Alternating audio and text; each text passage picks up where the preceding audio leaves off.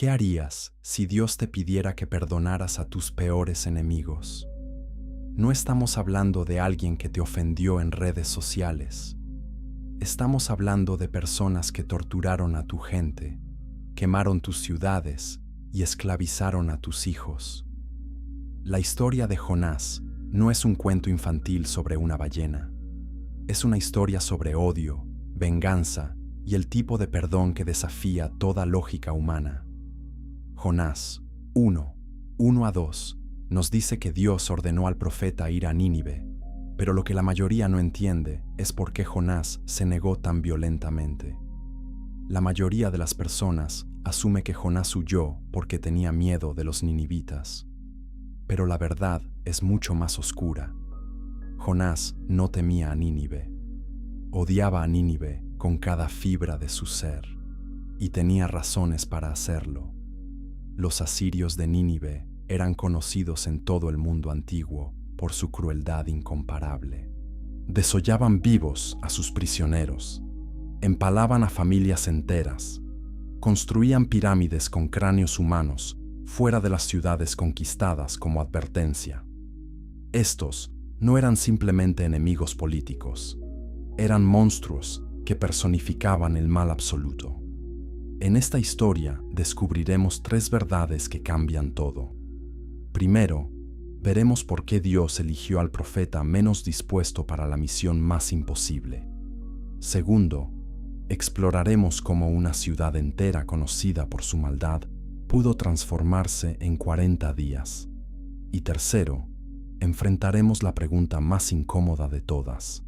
¿Puede el perdón de Dios extenderse incluso a aquellos que consideramos imperdonables? Y una vez que entendamos esta primera capa, la historia real comienza. Jonás, hijo de Amitai, era un profeta establecido en Israel durante el reinado de Jeroboam II. Las escrituras anteriores lo mencionan como un profeta exitoso, cuyas predicciones se cumplieron exactamente. Este no era un principiante inexperto, era un profesional con credenciales sólidas y una reputación que proteger. Cuando Dios le habló, Jonás sabía exactamente lo que significaba.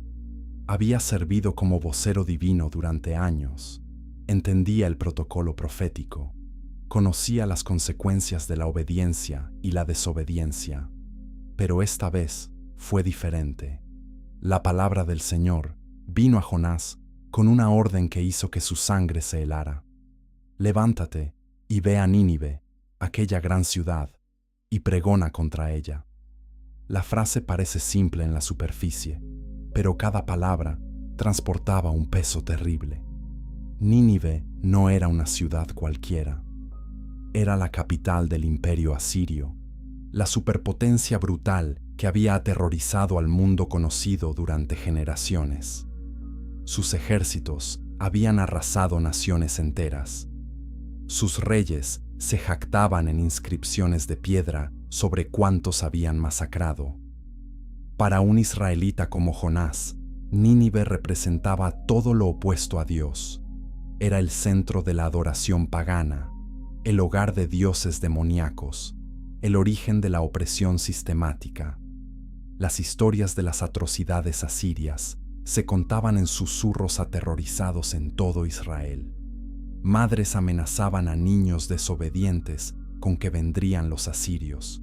Soldados veteranos despertaban gritando de pesadillas sobre ejércitos asirios.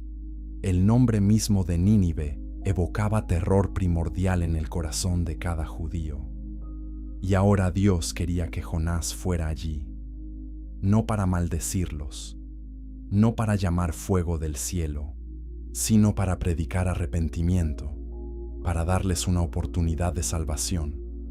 Jonás inmediatamente comprendió la implicación. Si predicaba y los ninivitas se arrepentían, Dios los perdonaría. Perdonaría a los torturadores, perdonaría a los asesinos de niños, perdonaría a aquellos que habían causado sufrimiento incalculable a pueblos inocentes. Esta no era una misión que Jonás temiera, era una misión que despreciaba con cada fibra de su ser. Suscríbete a este canal para más revelaciones bíblicas que desafían lo que creías saber sobre las Escrituras. La respuesta de Jonás fue inmediata y decisiva. Se levantó para huir a Tarsis, lejos de la presencia del Señor. Esto no fue cobardía, fue rebelión calculada. Jonás sabía exactamente lo que estaba haciendo. Como profeta, entendía que no puedes realmente escapar de un Dios omnipresente. Pero Tarsis representaba el extremo opuesto del mundo conocido. Si Nínive estaba al este, Tarsis estaba al oeste, al otro lado del Mediterráneo, en la costa de España moderna. Jonás descendió a Jope, el principal puerto marítimo de Israel. Allí encontró un barco que partía hacia Tarsis y pagó su pasaje. El texto hebreo enfatiza que pagó el precio completo por adelantado, sugiriendo urgencia desesperada. Jonás no estaba escatimando gastos. Quería salir de la zona de alcance profético lo más rápido posible. Abordó el barco y descendió a la bodega, buscando no solo distancia física, sino también olvido psicológico. Si pudiera dormir, tal vez las órdenes de Dios se desvanecerían como un mal sueño. Pero Dios no había terminado con Jonás, ni siquiera había comenzado. Lo que viene a continuación transformaría no solo la vida de Jonás, sino las vidas de todos en ese barco. Y la pregunta que debemos hacernos es esta: ¿por qué Dios persiguió tan implacablemente a un profeta que claramente no quería obedecer? ¿Por qué no simplemente elegir a otro mensajero más dispuesto? La respuesta a esa pregunta revela algo profundo sobre cómo funciona realmente el llamado divino. Chapter 2. La tormenta que cambió. Todo el Señor lanzó un gran viento sobre el mar. La frase en hebreo sugiere que Dios literalmente arrojó o hurló el viento como un arma. Esto no fue un fenómeno meteorológico natural. Fue una intervención divina directa y violenta. El mar se agitó con una tempestad tan poderosa que el barco amenazaba con romperse. Los marineros experimentados, hombres que habían navegado estas aguas durante décadas, inmediatamente reconocieron que esta no era una tormenta ordinaria. Había algo sobrenatural en su ferocidad. Cada marinero clamó a su Dios. El barco llevaba una tripulación multicultural típica del comercio mediterráneo antiguo. Había fenicios que adoraban a Baal y a Sera. Había griegos que invocaban a Poseidón. Había egipcios que oraban a Isis. Cada hombre gritaba a cualquier deidad que pensara que podría escuchar. Echaron la carga al mar para aligerar el barco. Esto representaba una pérdida financiera catastrófica. La carga era la razón de todo el viaje. Tirarla por la borda significaba que el viaje era una pérdida total. Pero la supervivencia superaba las ganancias. Mientras tanto, Jonás había descendido a las partes más profundas del barco y se había acostado profundamente dormido. Este detalle es asombroso. Arriba, los marineros luchaban desesperadamente contra una tormenta apocalíptica. El barco crujía y gemía, amenazando con desintegrarse. Las olas estrellaban contra la cubierta con fuerza ensordecedora. El viento aullaba como un ser viviente, y Jonás dormía pacíficamente abajo. Este no era el sueño de la inocencia, era el sueño del agotamiento emocional total, el colapso psicológico de un hombre huyendo de su destino. El capitán del barco descendió y lo despertó bruscamente.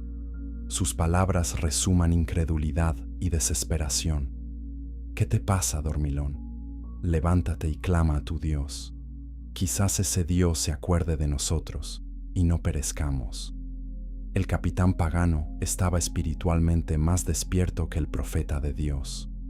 Reconocía que necesitaban intervención divina mientras Jonás trataba de esconderse en inconsciencia. Esta ironía corta profundamente. Los que no conocían al Dios verdadero buscaban desesperadamente ayuda divina, y mientras el que conocía a Dios huía de él. Los marineros, dándose cuenta de que sus oraciones no funcionaban, recurrieron a otro método. Dijeron cada uno a su compañero: «Venid y echemos suertes para saber por quién nos ha venido este mal». El echar suertes era una práctica común en el mundo antiguo para discernir la voluntad divina. Era esencialmente dejar que los dioses identificaran al culpable a través del azar controlado. Echaron las suertes y la suerte cayó sobre Jonás. El texto sugiere que esto no fue coincidencia, sino ordenación divina. Dios mismo estaba exponiendo a su profeta fugitivo. Comenta abajo, ¿qué harías si Dios te llamara a una misión que odiabas con todo tu corazón? Los marineros rodearon a Jonás con una avalancha de preguntas. Dinos ahora por qué nos ha venido este mal. ¿Qué oficio tienes? ¿De dónde vienes? ¿Hacia cuál es tu tierra y de qué pueblo eres? Estas no eran preguntas casuales, eran un interrogatorio de vida o muerte. Los marineros necesitaban entender quién era este hombre y qué había hecho para provocar la ira divina tan catastrófica. Necesitaban saber a qué se enfrentaban y cómo podían apaciguarlo. La respuesta de Jonás fue simple, pero cargada de significado. Soy hebreo y temo al Señor, Dios del cielo, que hizo el mar y la tierra seca. Esta confesión contiene múltiples capas de ironía. Jonás afirmaba temer a Dios mientras simultáneamente huía de él. Identificaba a su Dios como el creador del mar y la tierra seca, admitiendo implícitamente que no había lugar para esconderse. Si Dios hizo el mar sobre el que navegaban, entonces controlar ese mar para detener a un profeta fugitivo era trivial. Los marineros se aterrorizaron grandemente. El texto hebreo literalmente dice que temieron un gran temor. Su pánico se intensificó exponencialmente. Ya estaban aterrorizados por la tormenta. Ahora se daban cuenta de que estaban atrapados en medio de una disputa entre un profeta y el Dios que creó el universo. Le preguntaron: ¿por qué has hecho esto?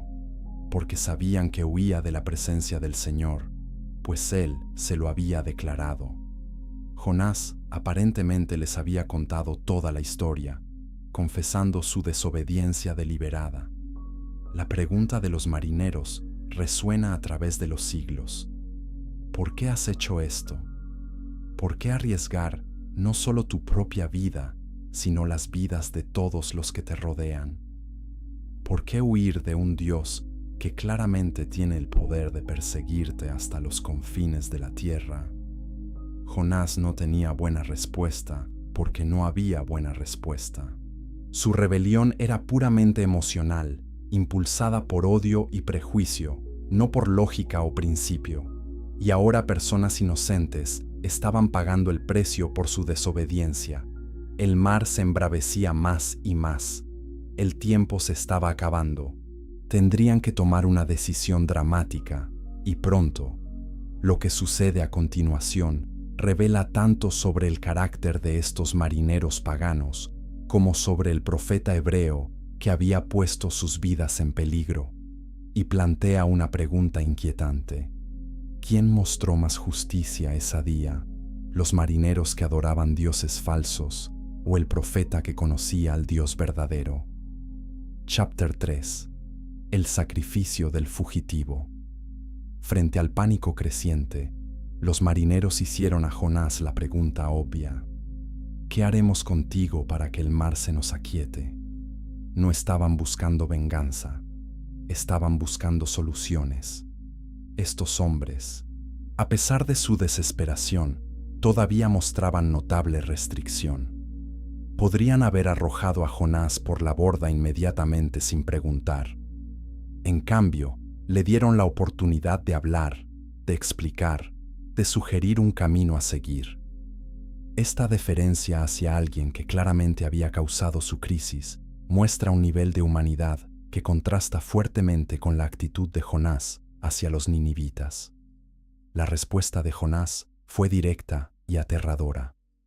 Tomadme y echadme al mar, y el mar se os aquietará, porque yo sé que por mi causa ha venido esta gran tempestad sobre vosotros. Finalmente, Jonás asumió la responsabilidad total. No culpó a Dios por órdenes irrazonables. No culpó a los ninivitas por ser dignos de odio. Admitió que él, y solo él, había causado esta catástrofe y ofreció la única solución que conocía: su propia muerte. Esto no era heroísmo, era desesperación. Jonás prefería morir que ir a Nínive. Déjame repetir eso porque es crucial. Jonás literalmente eligió la muerte sobre la posibilidad de que Dios perdonara a sus enemigos. Su odio era tan profundo, tan consumidor, que la aniquilación personal parecía preferible a participar en la misericordia divina hacia los asirios. Este no es el acto de un mártir noble, es el acto de un hombre tan envenenado por el prejuicio que ha perdido toda perspectiva. Y sin embargo, incluso en este momento oscuro, Dios no había terminado con Jonás, ni siquiera estaba cerca. Los marineros, notablemente, se negaron a obedecer inmediatamente. En cambio, trabajaron con fuerza para hacer volver el barco a tierra. Estos hombres paganos mostraron más compasión hacia el profeta hebreo de lo que Jonás había mostrado hacia toda una ciudad. No querían matar a Jonás, a pesar de que estaba claramente en falta. Remaron desesperadamente contra la tormenta que se intensificaba, arriesgando sus propias vidas para salvarla de él. Pero no pudieron lograrlo porque el mar se embravecía más y más contra ellos. La tormenta divina no se calmaría hasta que se cumpliera la voluntad divina. Finalmente, sin opciones restantes, los marineros clamaron al Señor. Este momento es extraordinario. Estos adoradores de Baal y Poseidón ahora oraban al Dios de Israel.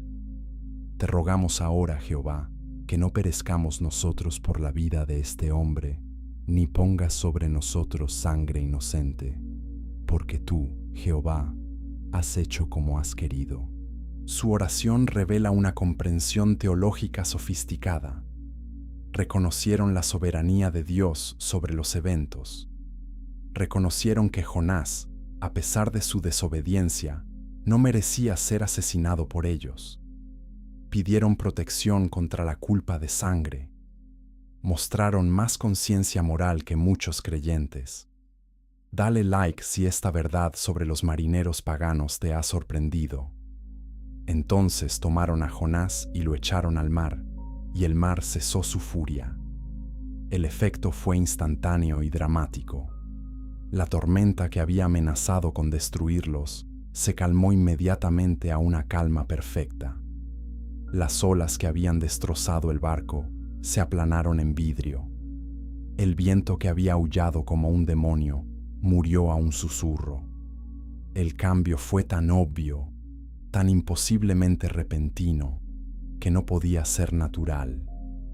Era una firma divina, una confirmación innegable de que el Dios de Jonás estaba completamente en control. Los marineros temieron al Señor con gran temor.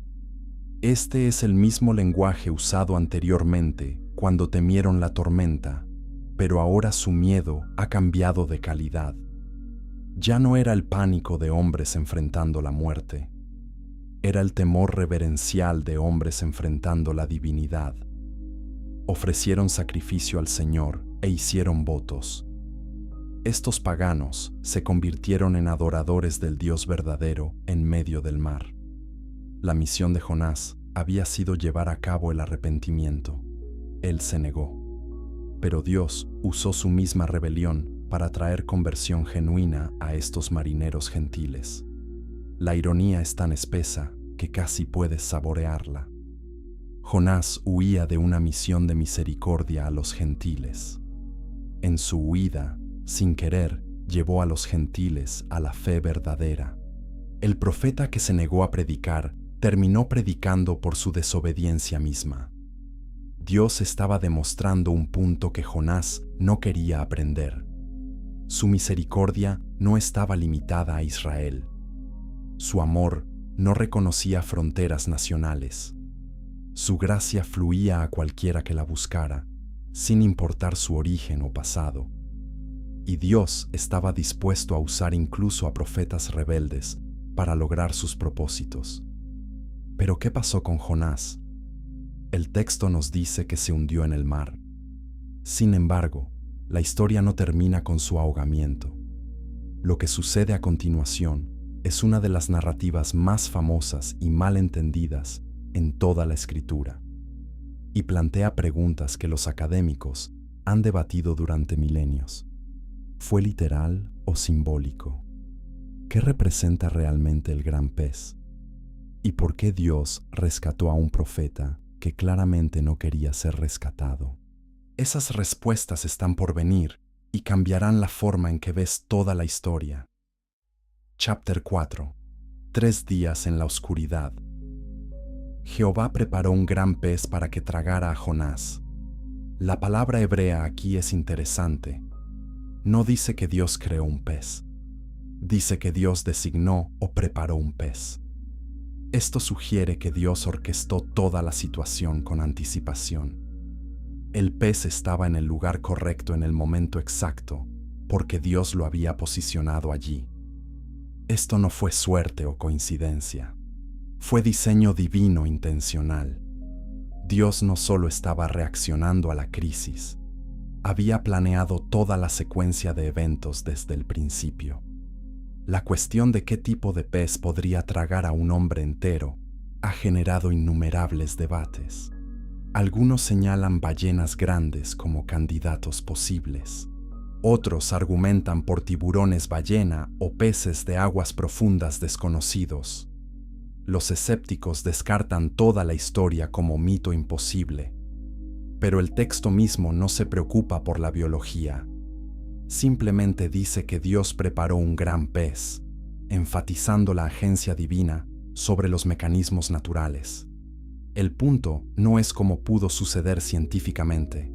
El punto es que Dios controla toda la creación para lograr sus propósitos. Jonás estuvo en el vientre del pez 3 días y 3 noches. Esta duración no es arbitraria. El número 3 aparece repetidamente en la Escritura como un marcador de tiempo divino significativo. Jesús más tarde usaría la experiencia de Jonás específicamente como un presagio de su propia muerte y resurrección después de 3 días. Mateo 12:40 registra las palabras de Jesús: como estuvo Jonás en el vientre del gran pez 3 días y 3 noches, así estará el Hijo del Hombre en el corazón de la tierra 3 días y 3 noches. Esta conexión eleva la historia de Jonás de anécdota histórica a prefiguración profética. ¿Pero qué experimentó Jonás durante esos 3 días? Imagina la oscuridad absoluta. No la oscuridad de una habitación sin ventanas, sino la oscuridad de estar enterrado vivo dentro del cuerpo de una criatura viva. No hay luz, no hay sonido excepto los gorgoteos orgánicos del sistema digestivo del pez. El aire es limitado, espeso, viciado por ácido estomacal y materia orgánica en descomposición. Cada respiración es una lucha. Cada momento trae la posibilidad de que el pez decida que es hora de digerir completamente a su carga inusual. Jonás no podía moverse libremente. Estaba confinado en un espacio que apenas acomodaba su cuerpo. La carne del pez presionaba contra él desde todos los ángulos.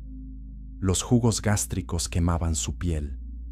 El movimiento del pez nadando lo sacudía violentamente.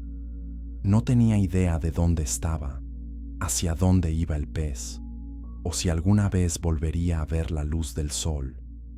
Estaba atrapado en una tumba viva, suspendido entre la vida y la muerte, completamente impotente y completamente dependiente del Dios del que había estado huyendo.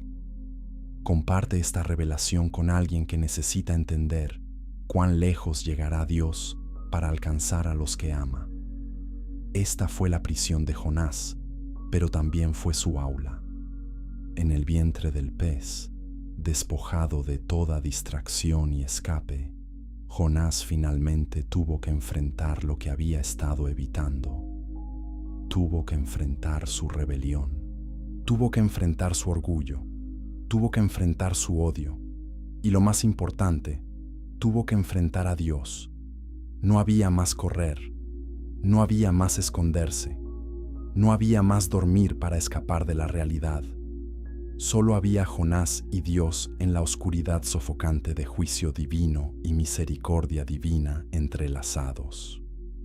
Los estudiosos debaten si Jonás estaba técnicamente muerto durante este tiempo y fue resucitado, o si permaneció consciente. El lenguaje de su oración posterior sugiere que experimentó algo parecido a la muerte. Habla de descender a las raíces de las montañas, de la tierra cerrando sus cerrojos sobre él para siempre.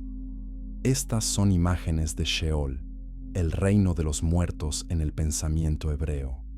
Ya sea literal o figurativa, Jonás experimentó una muerte. La muerte de su antigua vida, la muerte de su autonomía, la muerte de su rebelión. Pero aquí está la verdad radical que muchos pierden. Dios no puso a Jonás en el pez para castigarlo. Dios puso a Jonás en el pez para salvarlo. Sin el pez, Jonás se habría ahogado. El pez era tanto prisión como vehículo de rescate. Era tanto tumba como útero. Era tanto juicio como gracia. Esta tensión paradójica es central para entender cómo opera Dios. Su disciplina y su misericordia no son fuerzas opuestas, sino aspectos complementarios del mismo amor divino. Él corrige a los que ama porque los ama demasiado para dejarlos sin cambios. Durante 72 horas, Jonás flotó en oscuridad nauseabunda, completamente a merced de Dios. Y en esa oscuridad, algo comenzó a cambiar. La rebelión comenzó a agrietarse. El orgullo comenzó a desmoronarse. La desesperación comenzó a transformarse en súplica. Lo que sucede a continuación es una de las oraciones más notables en toda la Escritura. Una oración que revela tanto la miseria extrema de Jonás como su lenta y dolorosa comprensión de quién es Dios realmente. Y plantea una pregunta que cada uno de nosotros debe responder. ¿Qué hace falta para que finalmente nos rindamos a la voluntad de Dios?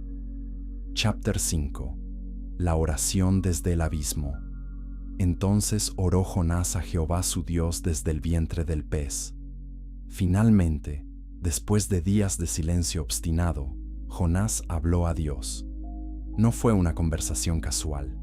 Fue un grito desde las profundidades, tanto literales como metafóricas. Su oración, preservada en Jonás capítulo 2, es una obra maestra de poesía hebrea, entrelazando alusiones a los salmos con angustia personal cruda. Revela un hombre roto, pero no completamente transformado, o un hombre que reconoce el poder de Dios, pero todavía lucha con su voluntad. Invoqué en mi angustia a Jehová, y él me oyó. Jonás comenzó reconociendo su desesperación total. La palabra angustia aquí implica estar en un aprieto tan estrecho que no hay salida. Era precisamente donde Jonás estaba, física y espiritualmente. Desde el seno del Seol clamé, y mi voz oíste. Seol es el reino de los muertos en cosmología hebrea. Jonás se veía a sí mismo como efectivamente muerto, cortado de la tierra de los vivientes. Sin embargo, incluso desde el reino de la muerte, Dios escuchó su voz. Esta es la primera gran lección. No estás tan lejos que Dios no pueda oírte. Me echaste a lo profundo, en medio de los mares, y me rodeó la corriente. Jonás reconoció que aunque los marineros físicamente lo arrojaron por la borda, en última instancia fue Dios quien orquestó su hundimiento. No estaba culpando a Dios con amargura, estaba reconociendo la soberanía divina sobre cada aspecto de su situación. Todas tus ondas y tus olas pasaron sobre mí. Las olas que habían azotado el barco eran las olas de Dios. La tormenta que había amenazado a los marineros era la tormenta de Dios. Jonás finalmente entendió que había estado luchando contra el Creador del universo. Entonces dije: desechado soy de delante de tus ojos, mas aún veré tu santo templo. En su momento más oscuro, Jonás sintió abandono divino.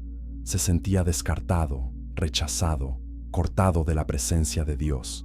Sin embargo, incluso expresando esta desesperación, aferraba un hilo de esperanza.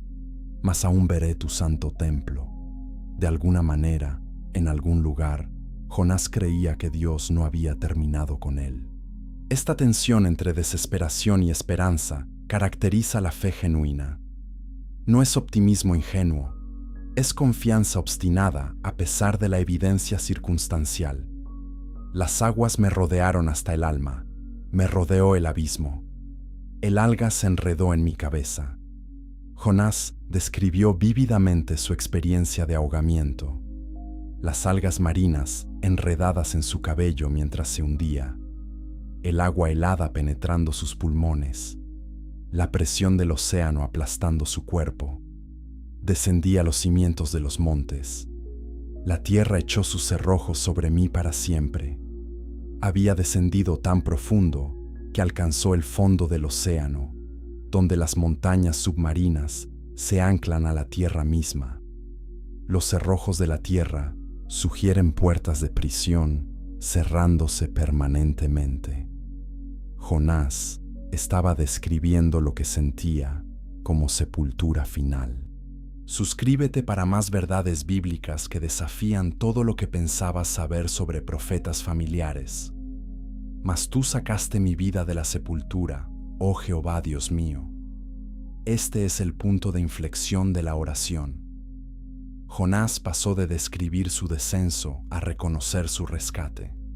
Dios había intervenido en el último momento posible, sacándolo de la muerte misma.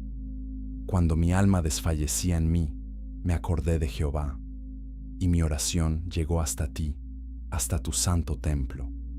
En el momento de máxima desesperación, cuando la conciencia se desvanecía y la muerte parecía inevitable, Jonás recordó. No recordó sus logros, no recordó sus razones para huir. Recordó a Dios. Los que siguen vanidades ilusorias, su misericordia abandonan. Esta línea es intrigante. Jonás aparentemente reflexionaba sobre los marineros y su adoración de ídolos. O tal vez estaba reflexionando sobre sí mismo. Había seguido su propia vanidad ilusoria, su propio prejuicio y odio, casi hasta la destrucción. Aquellos que se aferran a ídolos, ya sean estatuas de piedra o ideologías endurecidas, abandonan la misma misericordia que podría salvarlos. Jonás estaba aprendiendo esta lección de la manera más difícil posible. Mas yo con voz de alabanza te ofreceré sacrificios. Pagaré lo que prometí. Jonás comprometió renovada obediencia. El sacrificio aquí no es literal, ya que no tenía animales para sacrificar en el vientre de un pez. Era el sacrificio de alabanza, el ofrecimiento de su voluntad y corazón. Pagaré lo que prometí sugiere que Jonás había hecho votos a Dios, probablemente durante su hundimiento inicial, y ahora reafirmaba su intención de cumplirlos. Entonces vino la declaración que resume toda la teología del libro. La salvación es de Jehová. En hebreo son solo 3 palabras: Yeshua, Le, IHWH.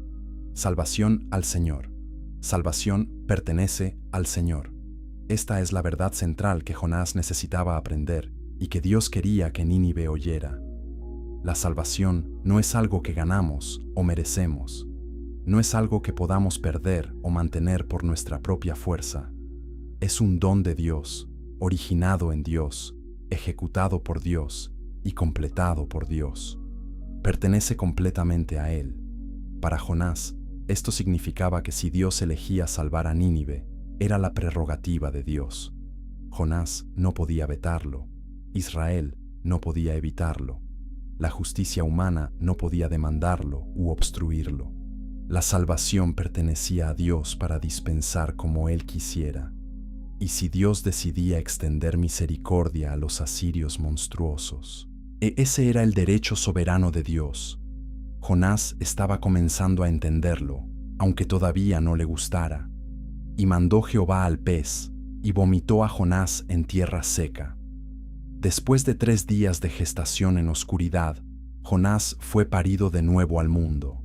El pez, obedeciendo el comando divino, nadó a aguas poco profundas cerca de la costa y expulsó violentamente a su carga humana. Jonás salió cubierto de jugos digestivos, oliendo a muerte y mar, tosiendo agua salada, apenas capaz de pararse. Pero estaba vivo. Contra toda probabilidad, estaba vivo. Dios le había dado una segunda oportunidad. La pregunta era, ¿qué haría Jonás con ella? Y lo que viene a continuación es, de alguna manera, aún más sorprendente que todo lo que ha pasado antes. Chapter 6. Segunda oportunidad. Misma misión. Vino palabra de Jehová por segunda vez a Jonás. La repetición es significativa. En la teología profética, obtener una segunda oportunidad después de tal rebelión dramática era casi desconocido. Los profetas que desobedecían típicamente perdían su comisión. Dios simplemente se movía al siguiente mensajero. Pero con Jonás, Dios demostró una paciencia extraordinaria. Esto no fue porque Jonás era especialmente valioso o talentoso. Fue porque Dios estaba demostrando un punto sobre su propia naturaleza. Si Dios podía ser paciente con un profeta rebelde, entonces ciertamente podía ser paciente con una ciudad arrepentida. Levántate y ve a Nínive, aquella gran ciudad, y proclama en ella el mensaje que yo te diré. La orden fue casi idéntica a la primera. La única diferencia, esta vez Dios especificó que Jonás debía proclamar exactamente el mensaje dado, sin improvisación o interpretación personal. Dios no confiaba en Jonás para componer el mensaje. Jonás simplemente tenía que entregarlo textualmente. Esto es importante porque revela que Dios conocía el corazón de Jonás. Sabía que Jonás todavía no estaba completamente a bordo con esta misión, pero Dios no requería perfección emocional, solo requería obediencia conductual. Y Jonás se levantó y fue a Nínive conforme a la palabra de Jehová, sin argumento esta vez, sin debate, sin huida. Jonás obedeció, pero debemos tener cuidado de no romantizar esto. El texto no dice que Jonás fue voluntariamente o alegremente, simplemente dice que fue. La obediencia de Jonás fue obediencia de cumplimiento, no obediencia de alegría. Fue como el hijo en la parábola de Jesús, que primero dijo que no iría a trabajar en la viña de su padre, pero después se arrepintió y fue. Obediencia a regañadientes sigue siendo obediencia, y a veces eso es lo mejor que podemos ofrecer. Y Nínive era ciudad grande en extremo, de 3 días de camino. Esta descripción ha provocado mucho debate. Algunos eruditos calculan que 3 días de camino significaba que Nínive tenía aproximadamente 60 millas de circunferencia, incluidos sus suburbios y ciudades satélite. Otros sugieren que 3 días se refería al tiempo necesario para recorrer la ciudad y proclamar el mensaje en todos los distritos. Las excavaciones arqueológicas confirman que Nínive era efectivamente masiva para los estándares antiguos, con muros que se extendían más de 7 millas alrededor de la ciudad propiamente dicha. Comenta qué piensas que sentía Jonás mientras caminaba hacia las puertas de Nínive. Y comenzó Jonás a entrar por la ciudad, camino de un día, y predicaba diciendo: de aquí a 40 días, Nínive será destruida. Ese fue el mensaje completo. Solo 8 palabras en hebreo. Od Arbaim Yom Benim Be Nepaket. Todavía 40 días y Nínive destruida. No hubo llamado al arrepentimiento. No hubo explicación de quién era el Dios que enviaba este juicio. No hubo instrucciones sobre cómo evitar la catástrofe. Solo una predicción desnuda de destrucción inminente. Este es uno de los sermones más cortos registrados en Escritura y ciertamente el más efectivo. Jonás no usó elocuencia, no usó argumentos teológicos elaborados, no usó apelaciones emocionales. Simplemente declaró el juicio venidero y siguió caminando. Algunos comentaristas sugieren que Jonás deliberadamente mantuvo el mensaje mínimo porque no quería que los ninivitas respondieran. Si no les daba instrucciones sobre cómo arrepentirse, tal vez no lo harían. Entonces Dios estaría obligado a cumplir su amenaza. Nínive sería destruida y la justicia sería servida. Pero Jonás había subestimado algo crucial. Había subestimado la hambre espiritual de los ninivitas. Había subestimado su conciencia de su propia maldad. Y había subestimado gravemente el poder de convicción del Espíritu de Dios trabajando en corazones humanos. Porque lo que sucedió a continuación desafió toda expectativa y toda precedencia. Lo que sucedió a continuación fue nada menos que el avivamiento religioso más rápido y completo registrado en toda la historia humana. Y sucedió en el último lugar donde cualquiera lo habría esperado. Dale like si quieres ver cómo la ciudad más malvada del mundo se transforma en un día.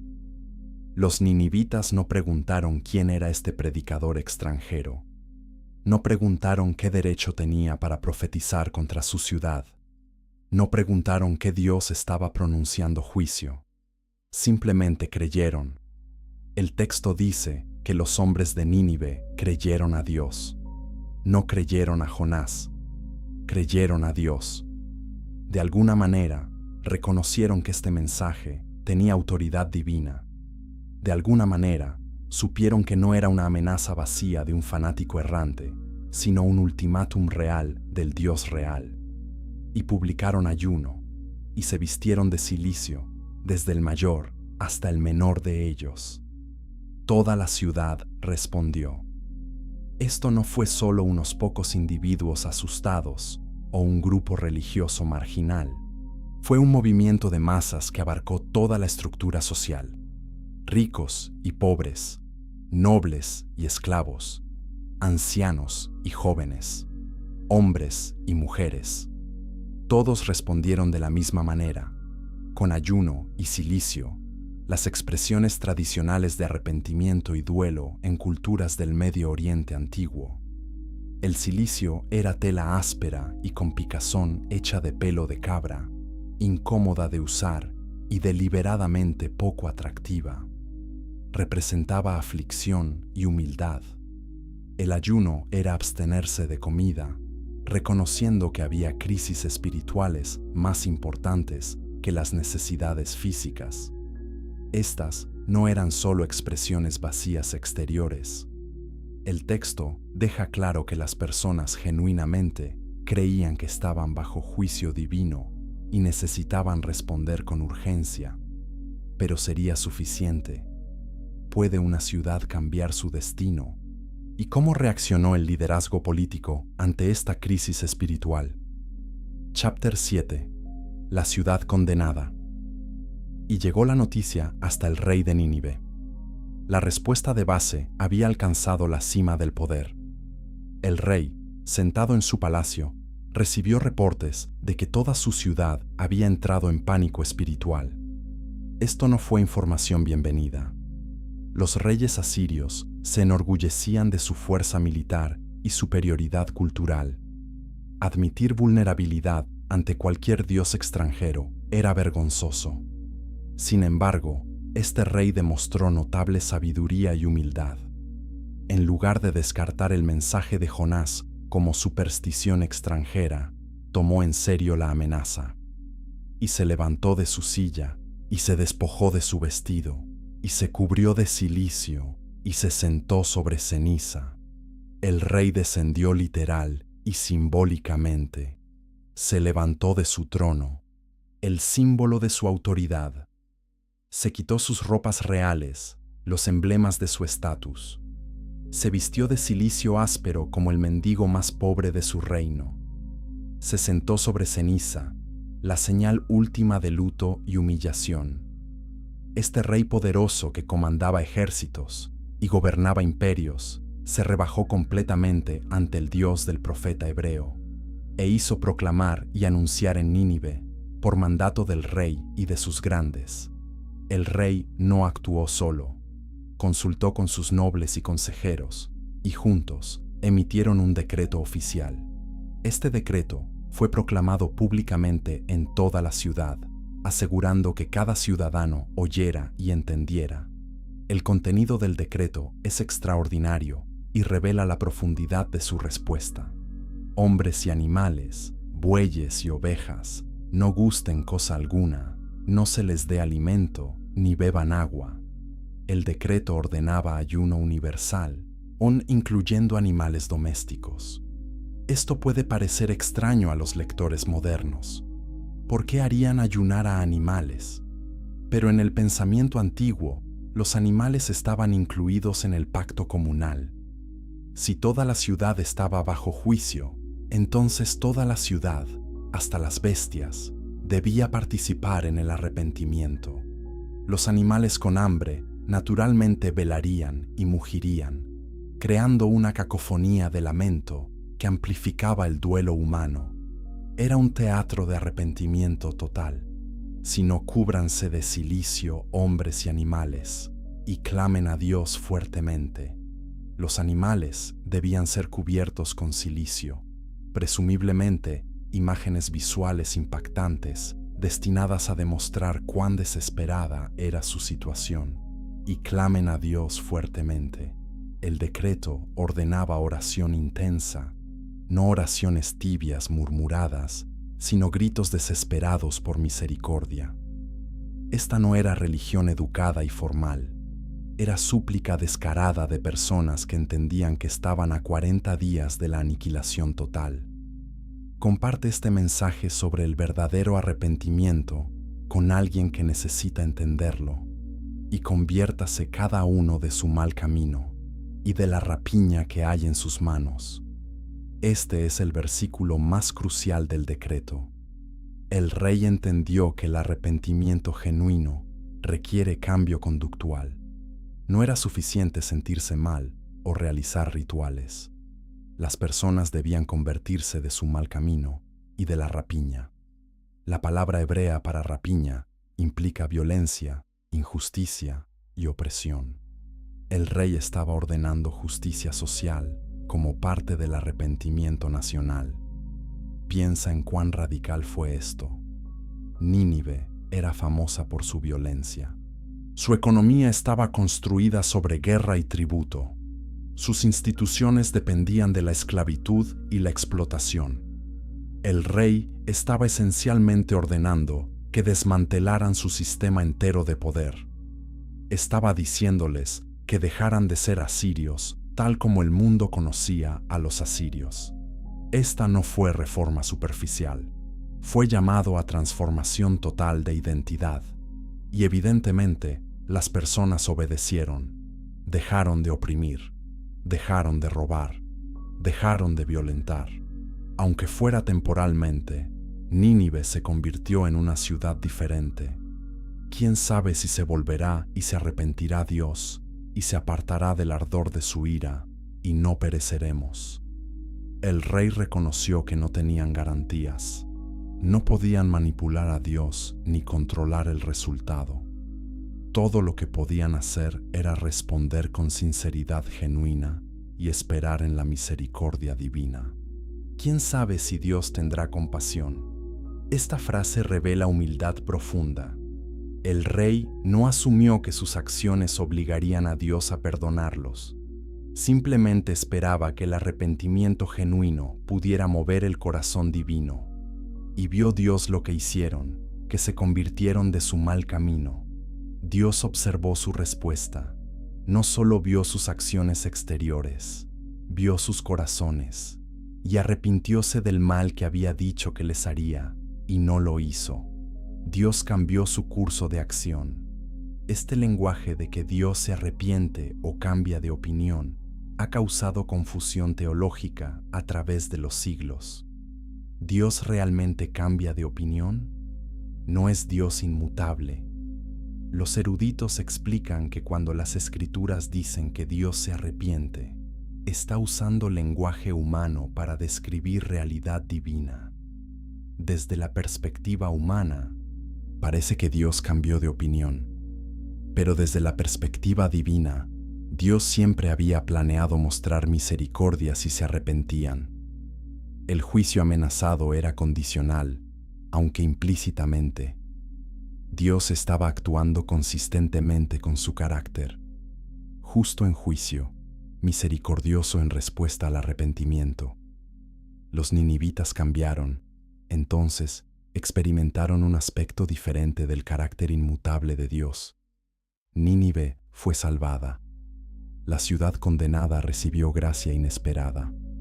Los opresores más brutales del mundo antiguo se convirtieron en beneficiarios de misericordia divina. Sus crímenes monstruosos, por el momento, fueron perdonados. Sus atrocidades, por ahora, fueron pasadas por alto. Dios había demostrado que su compasión no tenía límites que los humanos pudieran trazar. Ningún pecador estaba más allá de la redención. Ninguna maldad era demasiado extrema para la gracia divina. Esta debería haber sido la historia más gozosa imaginable, pero para una persona fue una pesadilla, y su respuesta revela la lección más profunda de todo el libro. Chapter 8. El arrepentimiento imposible. Pero esto desagradó a Jonás en gran manera, y se enojó. El perdón de Nínive no trajo alegría a Jonás, le trajo ira. El texto hebreo literalmente dice que fue malo para él en gran mal, y se calentó de enojo. Jonás estaba furioso, no frustrado, no decepcionado, incandescentemente enojado. La ciudad más malvada del mundo había sido perdonada, y el profeta de Dios estaba furioso por ello. Esta reacción revela cuán profundamente el odio había envenenado el alma de Jonás.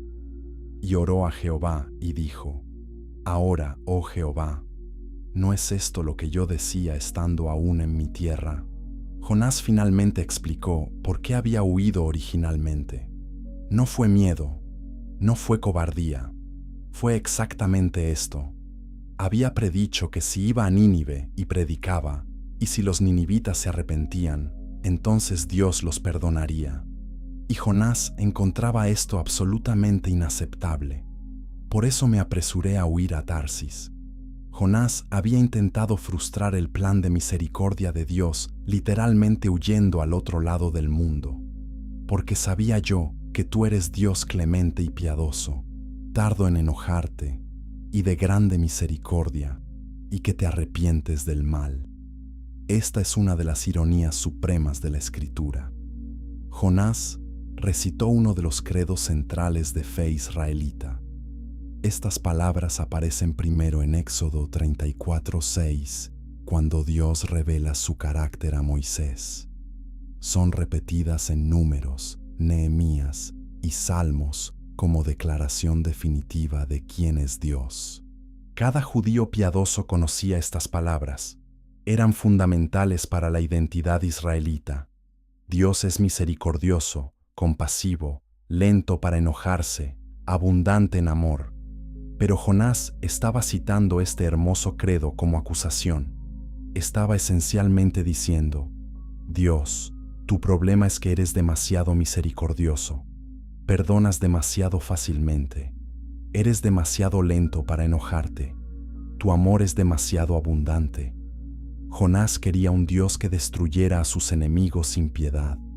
En cambio, tenía un Dios que extendía compasión incluso a los peores pecadores. Y Jonás estaba enojado por el carácter mismo de Dios. Ahora pues, oh Jehová, te ruego que me quites la vida, porque mejor me es la muerte que la vida. Por segunda vez en esta historia, Jonás prefirió la muerte a vivir en un mundo donde Dios perdonara a los asirios. Cuando enfrentó la tormenta, había dicho a los marineros que lo tiraran por la borda. Ahora le pedía directamente a Dios que lo matara. Este no es lenguaje hiperbólico. Jonás estaba genuinamente suicida. Su odio a Nínive era tan consumidor que la idea de su supervivencia lo hacía querer morir. Suscríbete para entender por qué la historia de Jonás es realmente sobre ti y yo. Y Jehová le dijo: ¿haces tú bien en enojarte tanto? La respuesta de Dios fue una pregunta simple pero penetrante. ¿Es correcto que estés enojado? ¿Es justificada tu ira? Dios no argumentó con Jonás. No le dio una conferencia teológica. No lo castigó por su actitud terrible. Simplemente hizo una pregunta diseñada para hacer que Jonás reflexionara sobre su propia posición. ¿Tienes derecho a estar enojado porque mostré misericordia? ¿Es razonable tu ira? Jonás no respondió a la pregunta de Dios.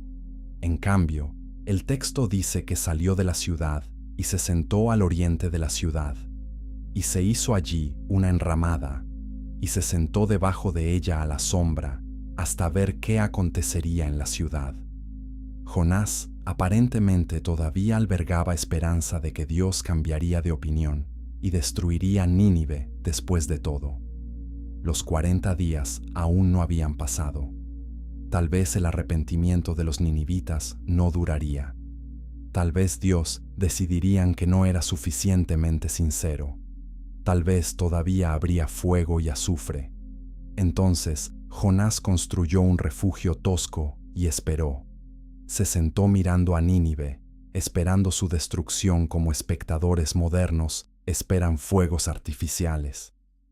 Esta imagen es profundamente perturbadora. El profeta de Dios, el vocero de la misericordia divina, esperando ansiosamente que Dios masacrara a 120,000 personas. Esto no era justicia, esto era venganza, esto era odio. Y Dios estaba a punto de enseñar a Jonás una lección final sobre la diferencia entre justicia humana y amor divino. Pero la lección vendría a través del medio más improbable: una planta. Y la respuesta de Jonás a esta planta expondría la profundidad de su falta de perspectiva de una manera que ningunas palabras podrían. Lo que sucede a continuación es extraño, divertido y devastadoramente incisivo. Es la lección objetiva de Dios diseñada para demoler el argumento de Jonás. Y plantea una pregunta que cada lector debe responder. ¿Nos importan más nuestras comodidades que las almas humanas? Chapter 9. La ira del profeta. Y preparó Jehová Dios una calabacera, y la hizo crecer sobre Jonás para que hiciese sombra sobre su cabeza y le librase de su malestar. Una vez más, Dios preparó algo. Primero fue la tormenta, luego el pez, ahora una planta. Dios estaba orquestando toda la creación para enseñar a su profeta obstinado. La palabra hebrea traducida calabacera probablemente se refiere a una planta trepadora de rápido crecimiento, tal vez ricino o alguna vid tropical. Creció con rapidez sobrenatural, extendiéndose sobre el refugio de Jonás y proporcionando sombra abundante. El sol del Medio Oriente es brutal, especialmente en verano. El refugio que Jonás había construido ofrecía protección mínima, pero esta planta transformó su situación de apenas tolerable a bastante cómoda. Y Jonás se alegró grandemente por la calabacera. La frase hebrea sugiere alegría excesiva o deleite que estaba fuera de proporción con el objeto. Jonás estaba genuinamente feliz por primera vez en toda la historia. No cuando Dios lo salvó del ahogamiento, no cuando su mensaje provocó arrepentimiento masivo, sino cuando obtuvo sombra personal,